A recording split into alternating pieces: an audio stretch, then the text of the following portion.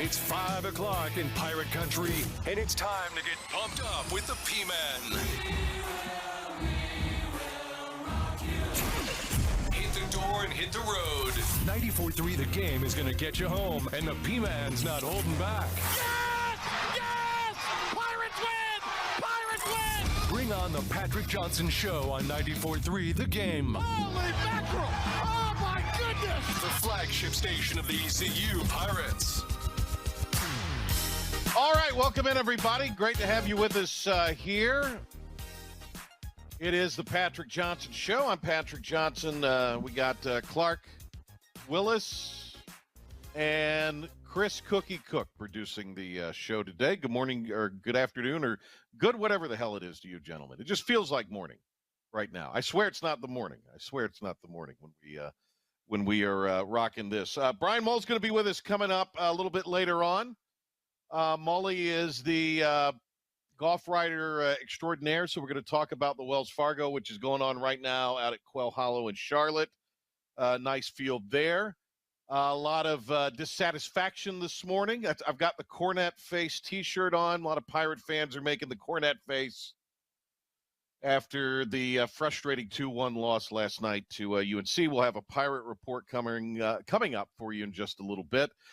No show yesterday because of ECU and North Carolina baseball. As we told you Tuesday, that the North Carolina High School Athletic Association board was going to essentially pass this name, image, and likeness for high schools. And that's what they did.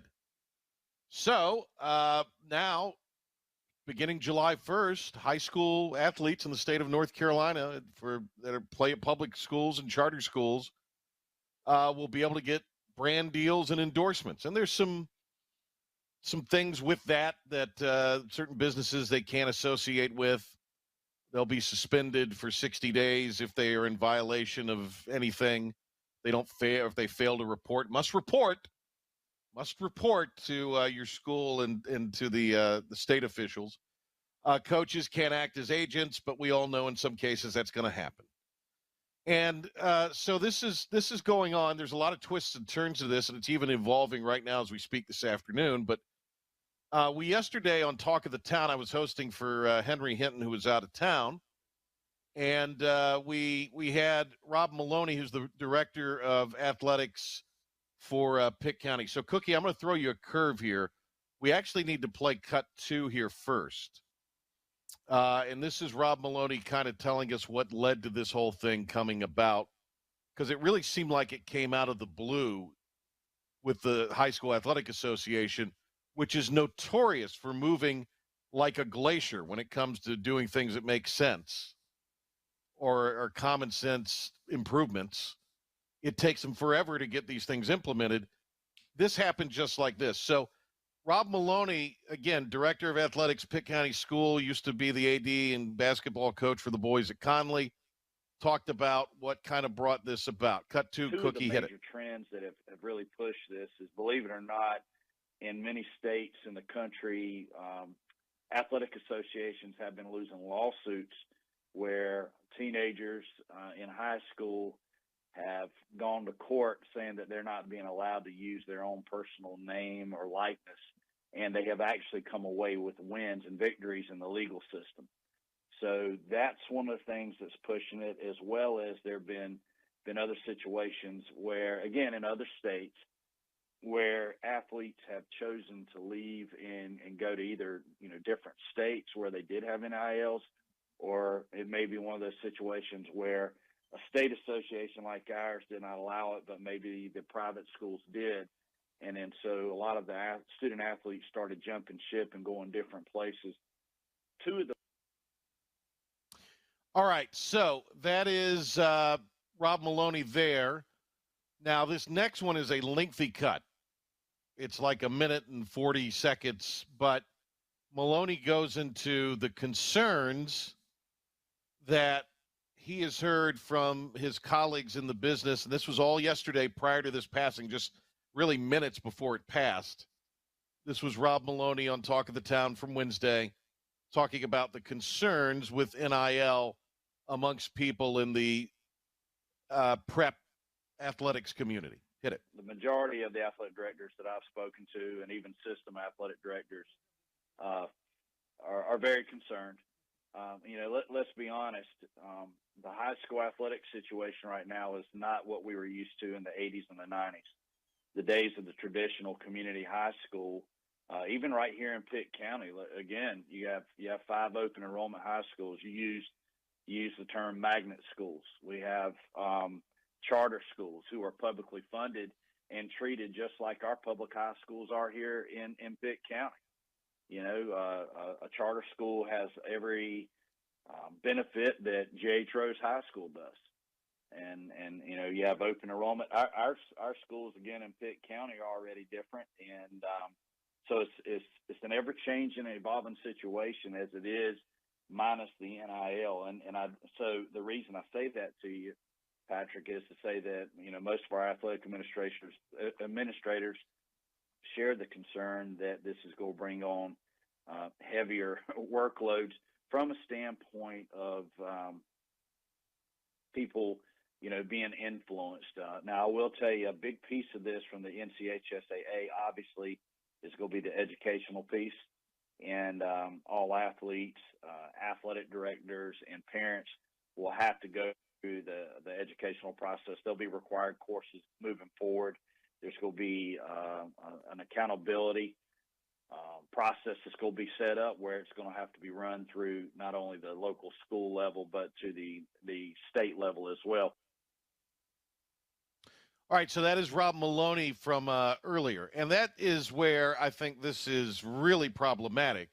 I mean, the NCAA is having a hard enough time wrapping its arms around this. Yes, I know they're compliance people at different colleges and universities, but those are athletic departments in a lot of cases with enormous budgets, especially at the highest levels. So they can go hire people to be full-time NIL compliance people. You can't fill positions within the school system right now in Pitt County or even other school systems in North Carolina. You're having a hard time hiring teachers and other administrative people in some cases. Maybe not so much administrative, but certainly teachers. So you're going to have to create somehow, I would assume, somebody to be compliance at the school, or you have to add on duties to somebody who's already probably got a full plate. I mean, it just seems so poorly thought out and fraught with peril that I can't imagine this is going to go smoothly. So North Carolina becomes one of 27 states to implement this policy, but not so fast, because hours after the NCHSAA board approved the NIL, members of the North Carolina Senate passed a bill that would block the change from taking place.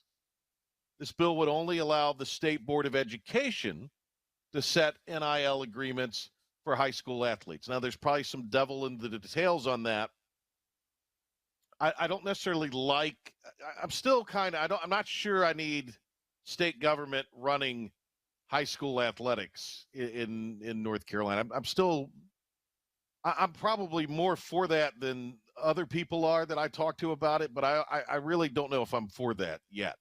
So I don't know if I like the State Board of Education being the entity that can decide whether an athlete makes, any money for their name, image, and likeness. Now, from that standpoint, I side with the athletes. I don't think a state board should be meddling in a kid's ability to make money. Although I think this whole concept for high school athletics is just silly.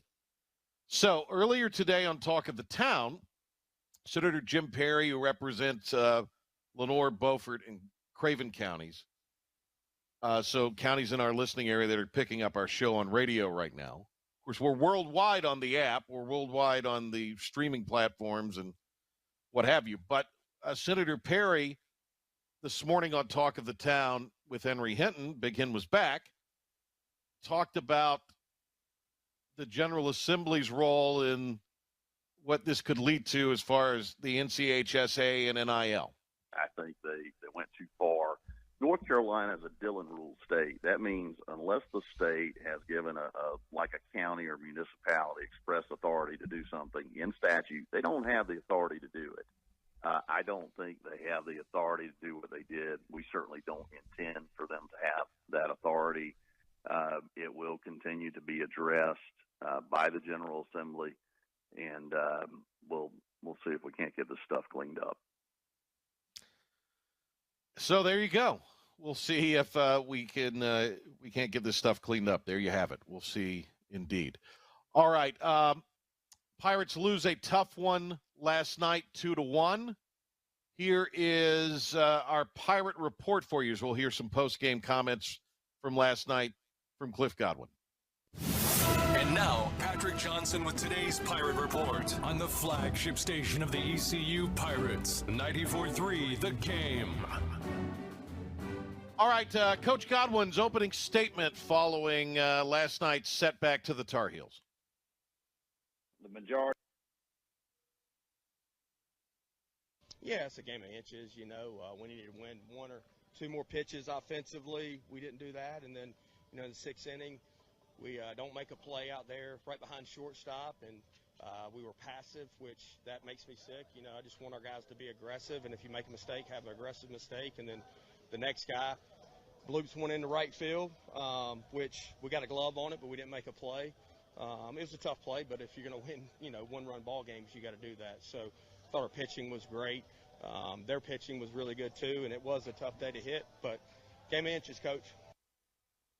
He was talking to Coach O there on the ECU Sports Radio Network.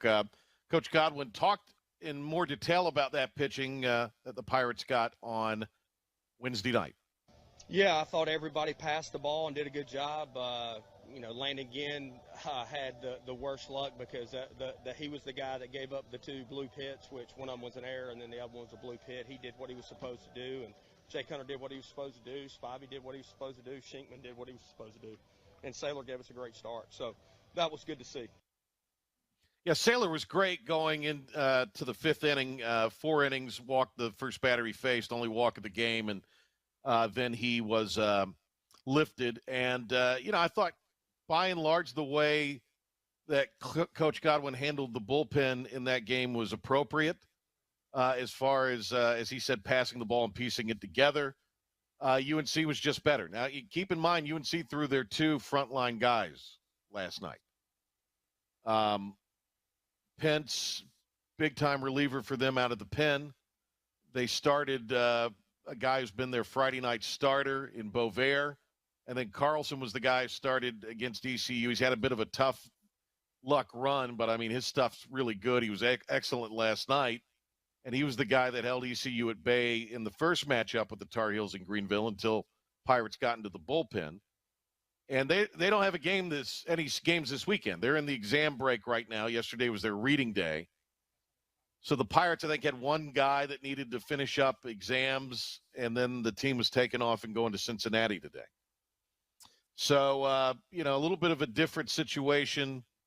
Bovair, I thought he'd go a little longer in the game, only threw 50 pitches. He was going on 4 days rest, but the pitching from both sides was really, really excellent in this game. More from Coach Godwin here. He says the team will be ready to go on Friday night. Yeah, we, all of our guys were done with exams today, except Eric Ritchie's got one tomorrow. So this is the best time to play baseball. You don't have any school, and we'll get up in the morning. We'll head to Cincinnati. We'll get a practice in, and we'll be ready to go on Friday night. Yeah, you heard Coach there. It was Ritchie, and that was comments from last night after the game. So Ritchie taking that exam today, and the Pirates moving on. This is Coach Godwin on the relief appearance, 3 innings strong from Carter Spivey last night, who the Pirates have moved back to that familiar role he was in last year at the bullpen. There's some people out there that, think that's a negative thing for him, but he actually wanted that because he wanted to get back to having an aggressive mentality, and that's what he is right there. So he pitched great. Actually, Landon Ginn pitched great. We just didn't help him out defensively. Jake Hunter pitched great. Of course, Saylor gave us a great start, and Shinkman was really good at the end as well. All right, more from last night's postgame. This is Coach G with an update on Trey Savage's status. He is feeling good. He's going to get off the mound tomorrow, and he might be available on Sunday. And that would be out of the bullpen. That's not the start. Coach also clarified that.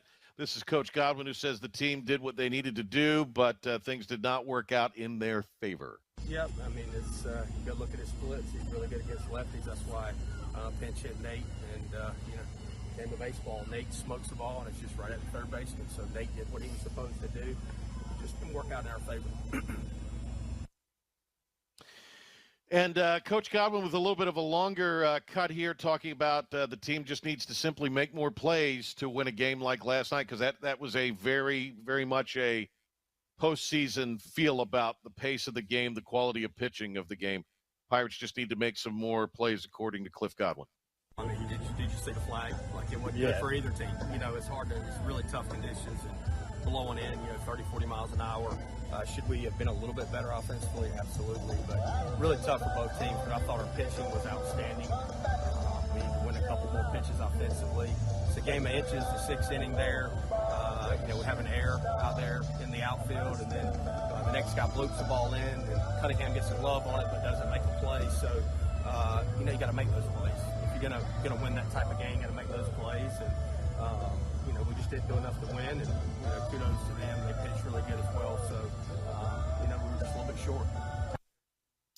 So the Pirates will head to Cincinnati. It is that wonky thing in the American final year of it, thank God, that has designated opponents play each other twice, and it's always been ECU and Cincinnati since UConn split from the American. Pirates swept Cincinnati back in April, even beat them in a run rule game, so a couple of them, in fact. So, Pirates have got to go in there and sweep. I know there's a lot of talk and chatter going into the game last night. D1 Baseball had both these teams, East Carolina and North Carolina, playing in Conway, South Carolina at the Coastal Regional.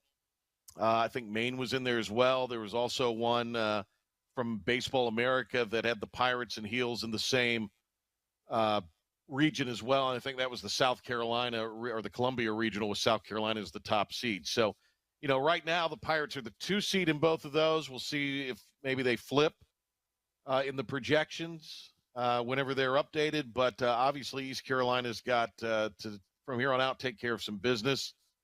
I don't think it's one of those deals where they're on a bubble or anything. The RPI is too high, and they've had too much success. They've just had a couple bad weeks. But, you've got to win from here on out in order to get the best seed possible. And there's still a possibility East Carolina could host. I mean, they have a lot of road ahead of them. They do control that in their own destiny, as we kind of saw last year. But you got to be really, really good down the stretch, if not maybe perfect, pretty darn close. And I think winning the conference tournament down in Clearwater would be an absolute must to get that done. All right, it is our Patrick Johnson show. We've had a great run of shows this week from our friend Stephen Igo. He'll be back tomorrow talking some Pirate basketball on the Hoist the Colors program. He'll be there tomorrow, or be here tomorrow at noon. And you can listen to that on 94.3 The Game every weekday at noon, or on the IBX Media app. If you miss it, we have the shows archived there. Big first segment. Pirate fans have a lot of gripes. I have a gripe or two. We'll see if the guys have a gripe or two, because we'll do a little Hold My Beer when we get back.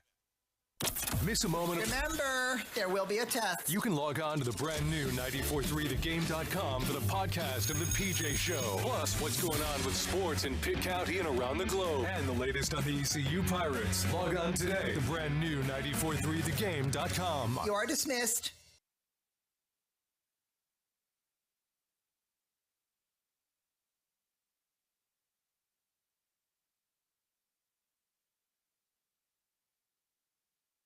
As hell, and I'm not going to take this anymore. It's time to let it all out. You have made me very angry indeed. With another edition of Hold My Beer.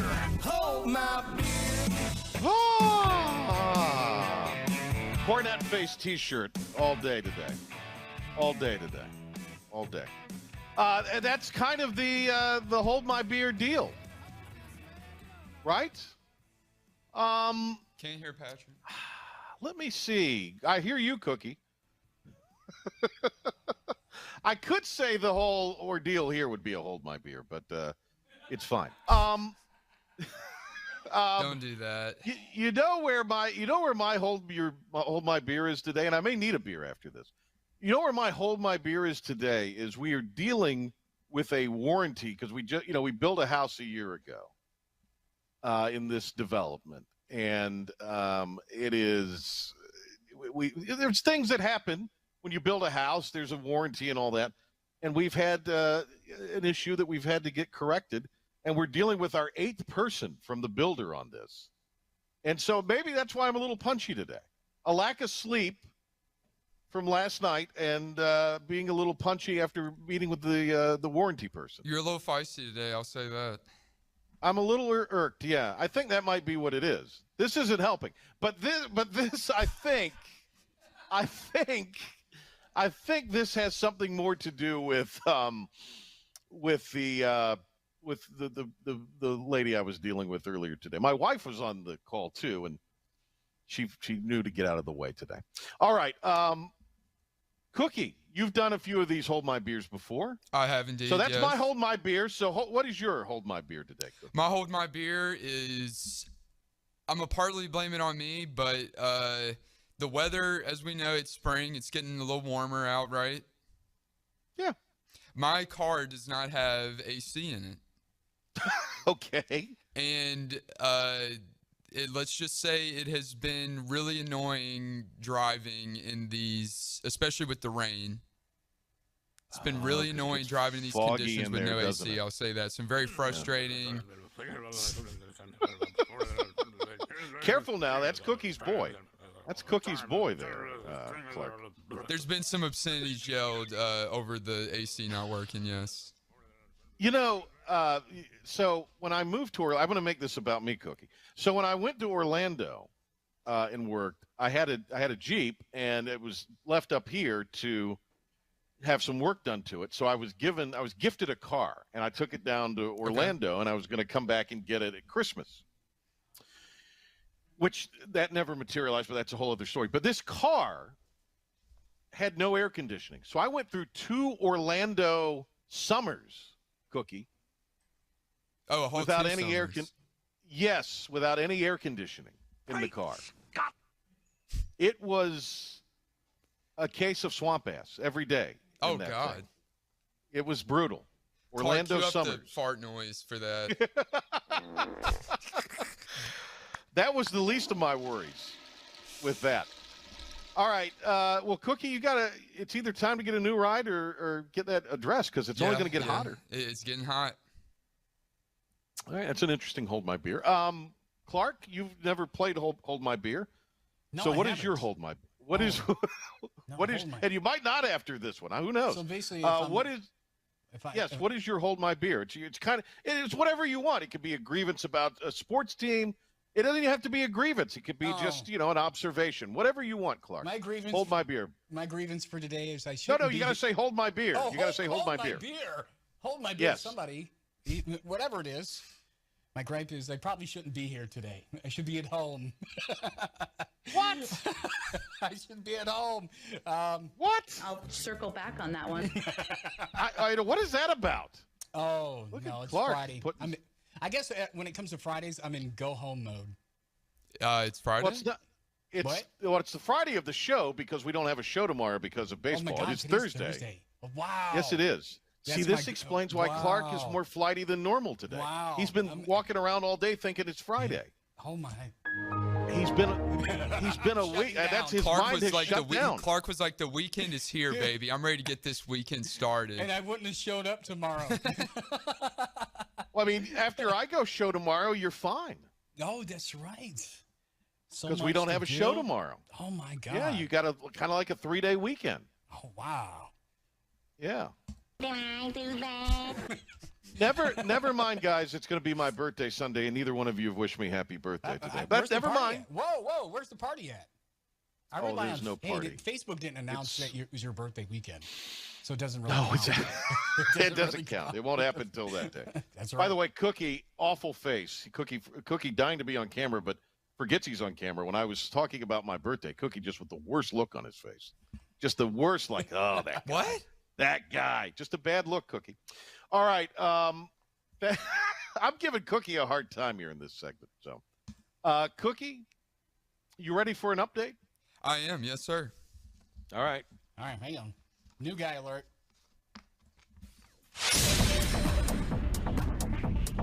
your 94.3 The Game Sports Update brought to you by the new IBX Media app. Download it now for free on the App Store and on Google Play. North Carolina won a low-scoring affair over number 14 East Carolina Wednesday evening, picking up a 2-1 victory in front of 5,991 fans at Clark LeClaire Stadium. The Pirates out-hit the Tar Heels, but ECU was just 1 for 5 with runners in scoring position. Here's what Coach Cliff Godwin said after the game. Yeah, it's a game of inches. We needed to win 1 or 2 more pitches offensively. We didn't do that, and then, in the 6th inning, we don't make a play out there right behind shortstop, and we were passive, which that makes me sick. I just want our guys to be aggressive, and if you make a mistake, have an aggressive mistake. And then the next guy loops one into right field, which we got a glove on it, but we didn't make a play. It was a tough play, but if you're going to win, 1-run ball games, you got to do that. So I thought our pitching was great. Their pitching was really good too, and it was a tough day to hit, but game of inches, Coach. The Pirates leave today for Cincinnati, where they'll take on the Bearcats in a 3-game series this weekend. The East Carolina lacrosse team is in Philadelphia for the AAC lacrosse tournament against number 8 Florida. The semifinal matchup will begin no earlier than 7:15 p.m. After the conclusion of Game 1, 6 members of East Carolina lacrosse team have earned All-American Athletic Conference honors. East Carolina University Director of Athletics John Gilbert has announced a restructuring in the men's and women's golf program with the promotion of Kevin Williams as the Director of Golf. Williams, who returned to ECU in June of 2021 as the men's head coach, will also oversee the women's program as the full-time head coach and owns a combined 24-plus years of head coaching experience at his alma mater. Williams started the East Carolina women's program from scratch in the fall of 2000. A couple of days after posting on social media, within a sense, a plea to be picked up by an NFL team, ECU football receiver Isaiah Winstead tweeted out on Thursday that he has officially signed with the San Francisco 49ers. Congratulations, Isaiah Winstead. The North Carolina High School Athletic Association approved a policy that would allow high school athletes to get name, image, and likeness deals. With brand deals and endorsements, athletes would have to let schools and state leaders know about any deals that they strike. If they fail to do that, they would get a 60-day suspension. Athletes wouldn't be able to work with controversial businesses like gambling sites, tobacco products, or adult entertainment. Coaches would also be banned from acting as a student's agent. It's said to be implemented starting in July. North Carolina is now one of 27 states to implement this policy. And finally, the Carolina Hurricanes began the second round of the Stanley Cup playoffs with a statement win. Carolina rushed in the New Jersey Devils 5-1 in Game 1 of their best-of-7 Eastern Conference semifinal series. The Canes take a 1-0 lead. The two teams will return to the ice tomorrow night in Raleigh for Game 2. That'll do it for your 94.3 The Game Sports Update. This sports update is brought to you by Team Boneyard, an NIL initiative directly supporting Pirate student-athletes. For info on how to donate, please visit teamboneyard.org. More of the Patrick Johnson Show with an interview with golf writer Brian Mull on the other side of this quick timeout right here on 94.3 The Game. Podcasts about the Pirates and Panthers are available. Sorry about that. I screwed it up. Let me do it again. Podcasts about the Pirates and Panthers available now online at the all-new 943thegame.com. And now, have some fun, man. Back to the P-Man, the Patrick Johnson Show on 94.3 The Game. Back in on the Patrick Johnson Show with you today. Thanks for being with us here. Major event going on in our state as far as the PGA Tour goes. At Quail Hollow, it's the Wells Fargo Championship. When we talk golf, we turn to our guy, Brian Mull, who is with us, golf writer at large, at BG Mull on Twitter. Follow him there. Let's go to the port city of Wilming World, where Brian Mull is standing by. Hello, Mully. Hello, Patrick. How are you today? Thank you for taking some time with us here. Hey, before we get into the Wells Fargo, I want to start with the news about our great friend Kevin Williams. He's going to be kind of the czar of golf in Greenville and kind of oversee the men's and women's programs. And in my mind, this makes a lot of sense because Kevin at heart is a teacher, and Mike Cato is still going to be involved. There's some details on that. You know Cato for a long time. I mean, there's no better instructor probably in the eastern part of the state than Mike Cato. So pretty innovative move, I think, for ECU Golf, and it allows Kevin to kind of be with the players on both sides more and dedicate more of his time to practicing with them. I think that's great. Yeah, this is a great move for Kevin, for East Carolina.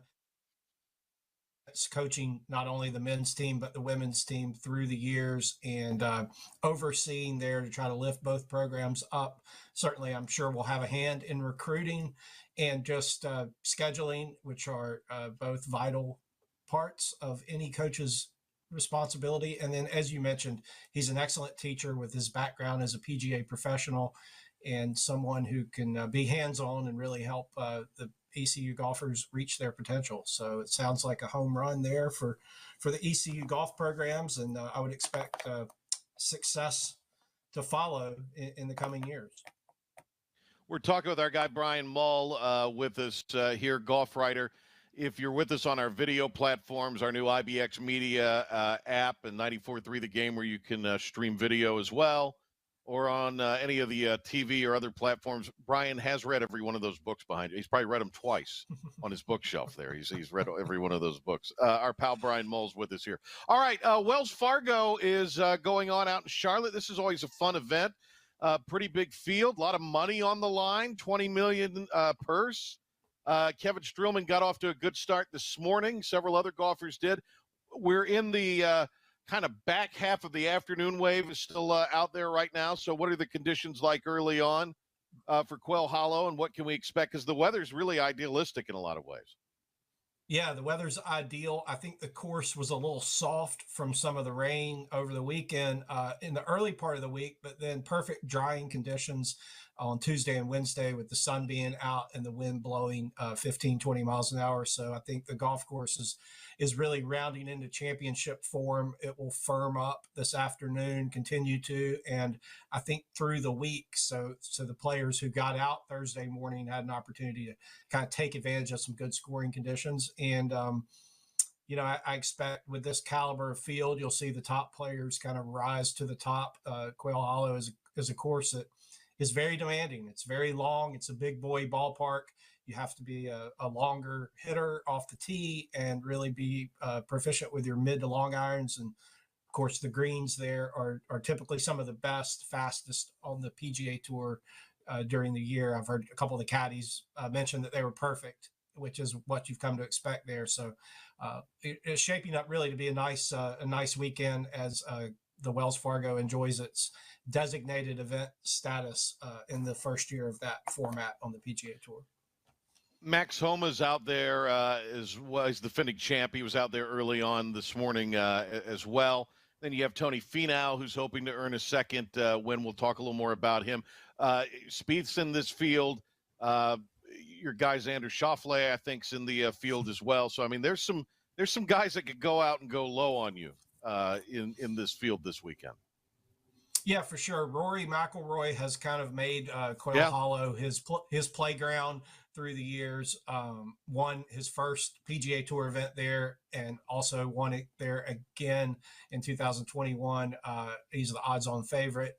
It's been kind of an uneven season for Rory to this point. When you look at, he had a chance there at Bay Hill, but missed the cut in both the Players and the Masters, and I'm disappointed by that. And this is his first appearance since Augusta, so I'm sure he's ready to have a good week and build towards the PGA Championship at Oak Hill in a couple of weeks. We got Brian Mull with us here, golf writer at BG Mull on Twitter. Quail Hollow, the site of the Wells Fargo, going on in the great state of Mecklenburg this weekend. Everything getting underway today. Mull is on the line with us here as we talk golf with him. So Tony Finau last week, I mean, didn't knock off, well, in a way he slayed the dragon because Jon Rahm was hot on his heels. Now, this wasn't probably the caliber of field we're seeing this weekend in Charlotte last weekend, but I mean, that was Tony Finau's another one of those guys, Brian, and just give me an idea of who else do you think is in this class or this group that is yet to break through at a major, but is going to win some tournaments, maybe needs to do it in a big boy field. Yeah, Finau, I think he's 32 years old now. He has experience. He's been on the tour 6 or 7 years. Everybody could see this, the natural talent, and he's such a great guy and such a hard worker that everybody expected this from him. And now he's learning how to win. And when he does win, his last 4 or 5 victories, he's won by an average margin of 4 shots. So he really knows how to put the hammer down when his game is firing. There are a number of guys who are kind of in that next tier. We focus on the big three of Rahm and Scheffler, and if you want to throw McIlroy in there. But when you look beyond that, guys like Xander Schauffele, who won a couple of times last year, who's a consistent top 20 finisher, who has played well in majors, it's time for him to kind of take that next step. I think Max Homa is another guy who's proven that he can win on some difficult golf courses against strong fields, but hasn't played particularly well in the majors. I think it's an opportunity for him in these 3 majors that are coming up the rest of the year. And even a guy like Patrick Cantlay, who has been able to win a little more consistently, but has yet to get in the winner's circle in 22, 23, and certainly has the kind of all-around game that you would think would be suited to major championships. And I'll throw another guy in there that I think just a storied amateur career, has already won some smaller events, but has now, with top 10s in the last 2 majors, Victor Hovland is showing that maybe he's starting to realize his potential. Here's a guy who's one of the top 5 ball strikers on tour, week in and week out. Just feel like that's a type of skill set that should translate well to the majors, where a couple under a day is a good score a lot of times. We got Brian Mull with us here. I have a couple other questions just with kind of the sport as we kind of enter the stretch run. We're out of the Masters now, a couple of weeks from that. The events are starting to get a little more, where the fields are a little more challenging. The purses are those designated events, as you say. And this is kind of the kickoff of that push towards the next major this weekend. Correct me if I'm wrong on any of that. But as far as picks to click, who's going to be in the mix in your mind when we get to Sunday in Charlotte? Well, I think you have to start with Rory. He's the favorite. He's proven that he can play this golf course, and I think is really looking to rinse the bad taste of Augusta out of his mouth. So I would certainly expect him to be near the top. I like Hovland this week. He's had a number of good finishes. He was the first round leader in Hilton Head, then fell off a little bit the last couple of days, but I think his ball striking over the course of 4 days, I think he will be in the mix as well. And then another guy I like is Keith Mitchell, maybe a little more under the radar. He's had some success on this golf course. He may be the best driver on tour when you combine his length with his accuracy. And that's really a weapon at Quail Hollow. So it should be great. This tournament has really identified some major championship caliber winners through the years, and I would expect that to be the case again come Sunday afternoon.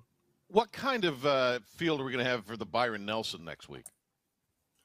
I think we'll have the Texas guys. Spieth, I think, will probably play, being a Dallas native and resident. You'll have a handful of guys, maybe some of the Europeans who are already over in the States who just want another week to tune up. But really, when you look at climate, grass, conditions, you couldn't really have a worse prep for Rochester, where the golf course, where it's going to be wet. They've had a very wet spring up in upstate New York, and different types of grass, obviously, and just a really different test. So I don't think we'll see I haven't seen the field list. It'll be out Friday afternoon late, but I don't think we'll see a ton of the top players, many of whom have played a lot of golf the last 2 months. I think a lot of them will maybe use next week to slip on up there to Rochester, maybe play a practice round at Oak Hill early or something of that nature. But I don't think we'll see too many of them in the Byron Nelson. If we don't catch you next week, we're definitely going to get you in a couple weeks, because I want to talk. We'll obviously get you to preview the PGA. Tiger going to play in 2 weeks? No. No. Okay, not happening. Tiger's on the, he's on the shelf after this latest ankle surgery. Few doctors that have some history with these type of procedures were chimed in with some very thoughtful posts and social media and said, look, 6 months minimum is the rehab for this. And then when you add in all the other, that just the structure of his leg and what he's been through, it could possibly even be more like 8 or 9 months.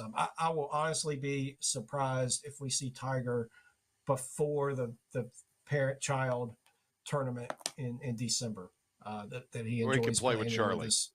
With Charlie so much. And I would think if he has a goal, obviously he's a very driven human being. And if he has a goal in his rehab, it's probably that he can get out and play a couple of rounds in a golf cart with Charlie in that event that he enjoys so much. And then maybe, carry that through the winter and hopefully play Augusta. But I think it's a short list. His caddy, Joe LaCava, switched bags, went to work full-time for Patrick Cantley this week. A bit of breaking news. And Charlotte's not often you see the number 4 player in the world change caddies, but Joe wanted to work full-time. And Patrick and Fred Couples are buddies. Of course, Joe worked many years for Freddie. And that'll be an interesting partnership. But I think it also is a kind of shines a light on what Tiger's golfing future is going to be. And it's going to be very, very limited. Brian Mull, follow him on Twitter at BG Mull, golf writer extraordinaire.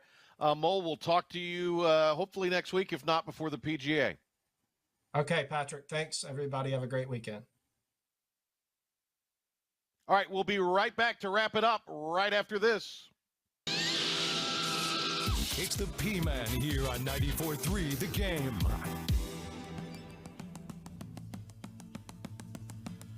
Okay, we are wrapping it up for the week. There will be no PJ show tomorrow because of baseball.